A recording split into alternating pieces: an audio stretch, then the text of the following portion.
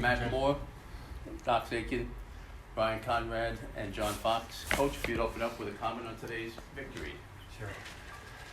I'm a very grateful man to be surrounded by great men. When I think about the Virginia Lacrosse man, I think about a man who's driven to succeed. I think about one of our captains, Ryan Conrad, who's a man who is a fantastic student, comm school, which is a really big deal in Virginia. Leadership position for SACH, student athletes committed to honor, and then and a fantastic lacrosse player as well. And the other men next to me and in that locker room represent those values of the University of Virginia. And again, I'm very grateful to have this type of man. Now, it's happened all season. We've been down, and you can lean back on that.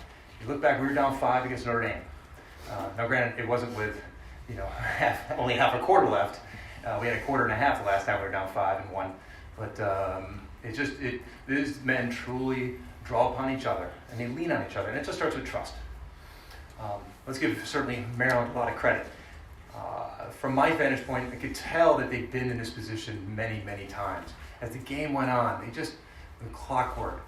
Now, granted, we did successfully ride them back 4 or 5 times, but that's about as good a team as about as good as the team has done clearing against us. I thought John Tillman just prepares his teams really well, and you can see it in their team defense as well, how they took away some of our strengths and frustrated us, and we just couldn't get unleashed until that fourth quarter.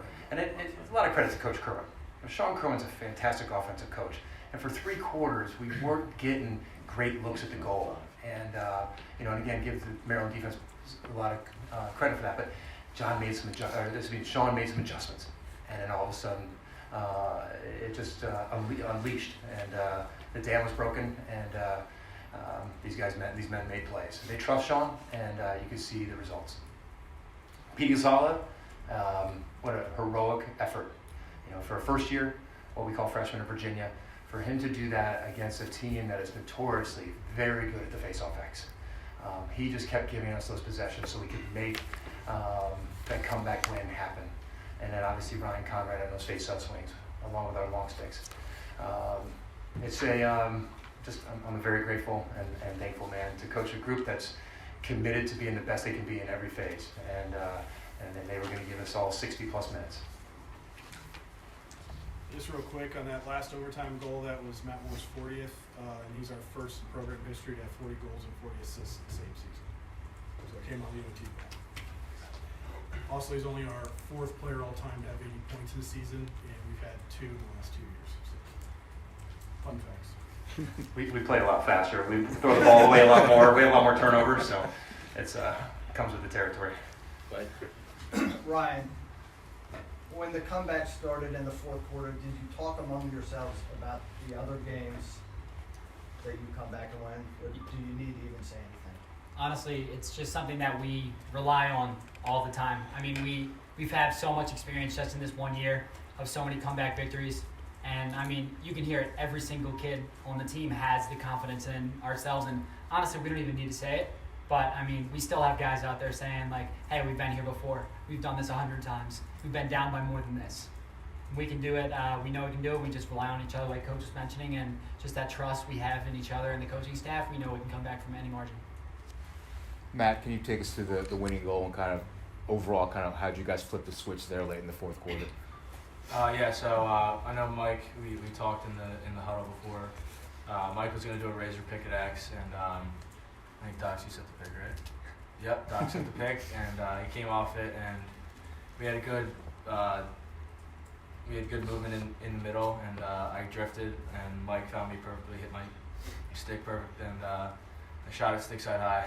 But that's what happened.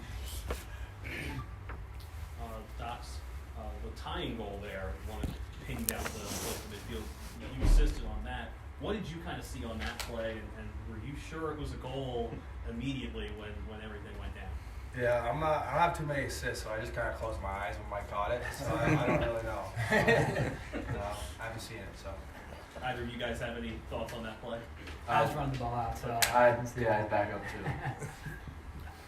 Docs, what makes Petey as effective as he is? In impressive for any year, but particularly for a first-year guy on this stage. Yeah, I mean, I think what I see in Pete is he's just really quick to the clamp, and when he has it, I mean, he has the wherewithal to kind of look around and see where his wing guys are and see where the other guys are as well. So he's really good at when he gets the clamp, he knows where to go and how to exit. And I think that's the biggest part of his game that's improved over the past 18 games. Is he really is doing a lot better on his exits, and he is a lot more where guys like Ryan and Jared are. So I think that's why he's so effective at this stage in the season. Ryan, the journey for your senior class from coaching change and everything to now being able to play in the Final Four. I know you've been asked a lot of questions like that throughout the season, but can you kind of put this moment into context? Yeah, I mean, it's obviously been an amazing journey, and my class specifically had a lot of struggles when we got here. We had a huge transition in coaching, like you mentioned, and honestly, it definitely shook us up a little bit, but I mean, it was something that we needed, I think, and we were able to persevere through that. We lost some guys along the way, but I think we have really come together and become closer as a team. And as we progressed over these past 3 years with Coach Tiffany as my senior year, I mean, we just talk about being that smarter team and that just that really more composed team in crunch time, and something that we have done just an amazing job this year specifically with. And I think you can see it from top to bottom with the first years through the fourth years that we all have the confidence to make those plays, and we have leaders from top to bottom as well, which is something that I think every championship team and every great team needs to have, and that's something that we have and have tried to adapt throughout this year. So, John, your guys' ability in the first half particularly, wasn't a lot of 6-on-6 success offensively, but it seemed like you guys in particular created some chaos and got some goals off of that. What was your ability to do that today? I just think our coaches do a great job of, in practice every week, the defensive guys, D-middies, long poles, we're in all the transition drills, we're in the shooting drills, so we work on that all week, and I just think it shows in games, especially today. Coach, would you believe it if we said before the game that you guys would win this game with Dox and Michael Krause only scoring 1 goal apiece? And what does it say about your roster that you guys were able to do that?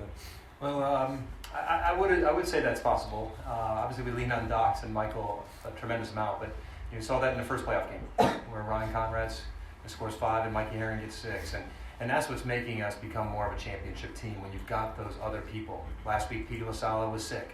Justin Swain steps in and wins 22 out of 28 faceoffs, and so if you're going to make a run late in May in Lacrosse, you've got to have other people step up. You've got to have that depth, and we're really fortunate.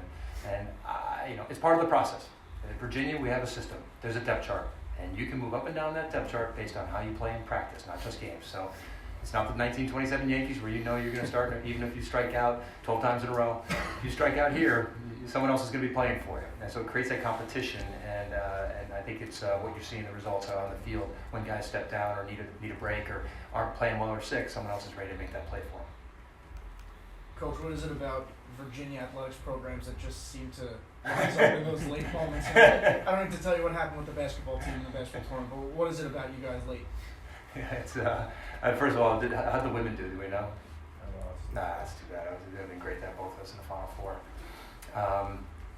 Yeah, we were joking because we had those 3 overtime game wins in a row in February and early March.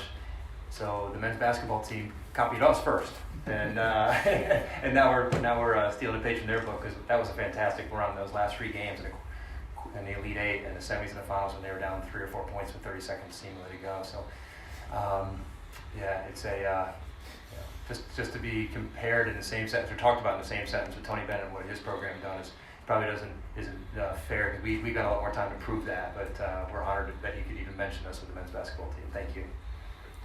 Lars, controversial calls in the game, whether it be Jared along the crease for Maryland or the game time goal there. Would you be a proponent of instant replay in the sport of lacrosse going forward? I have to tell you, I do not enjoy instant replay, and anyone who knows me has heard me say that for a couple of years.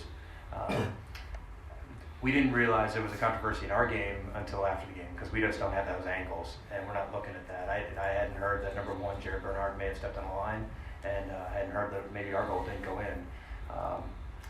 As an aside, to really answer this question, when I watch pro sports, football, basketball, or college football, I want to be entertained, and I don't need 5 minutes of watching a couple referees and somebody back in the conference office. So I'm just there for entertainment. You know, I certainly made mistakes today.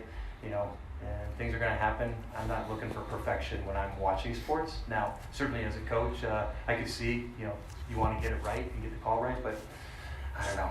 And I'm just not a proponent. I never have been of this replay. Ryan, only late in the game for you guys was on that shot in overtime. How do you avoid? It's got to be frustrating to play from behind for all or most of the game. How do you keep that from? How do you stay sharp and keep driving forward when that's going on? Just relying on our teammates, relying on our coaches, and honestly relying on the experience we've had in those kind of games. I think that's probably the fourth game where we haven't taken the lead until probably the last shot. So that's something that we're used to, and honestly, it's something that we kind of thrive in. So it's something that it's a weird kind of sense of confidence that we have at the end of those games, and you can just look into each other's eyes, and everybody knows what's about to happen, and we just keep reinforcing that. And I mean, I think we've done an incredible job over the past maybe 5-6 games of avoiding that and of really taking it to teams and not having those kind of behind games. But I mean, we have that experience to do it either way. So I think just relying on each other and trusting each other that we can get the job done, whichever way it may be, is just kind of what got us here. So We got about 2 minutes. Coach, sorry. Yeah.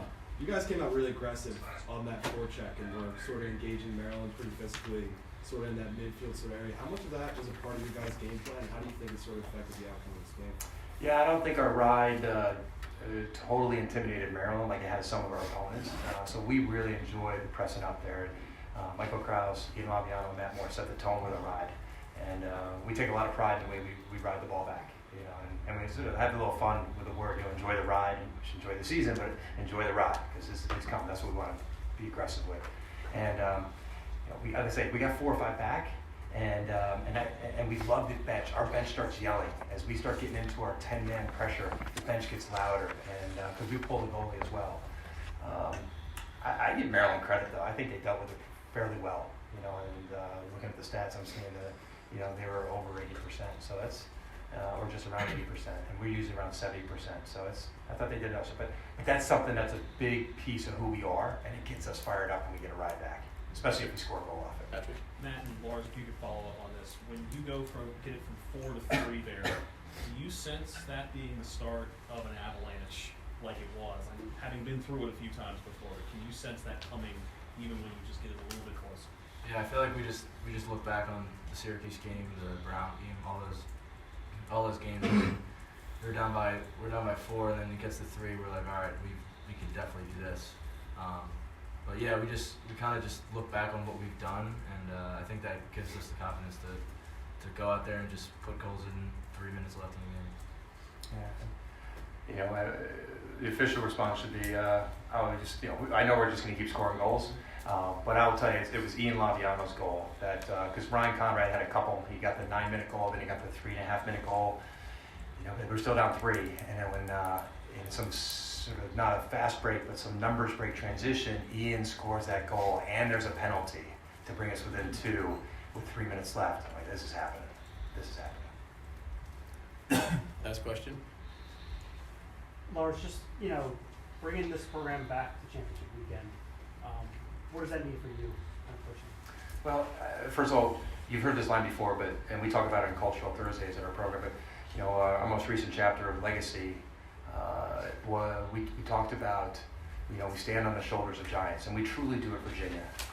And the book Legacy is about the All Blacks, written by James Kerr, as he interviewed that, the internationally famous team there from New Zealand, and there's some parallels that we've drawn from that program, and we stand on the shoulder of giants. Others have come before us and been heroic and made great wins and great championships happen, and so there's almost, we may feel more pressure from our past, because of the greatness that Dom Starge's teams realized, Buddy Beardmore back in his time, Glenn Thiel, Ace Adams, and those coaches. Coach, thank you very much, gentlemen. Congratulations. Good luck next week in Philadelphia.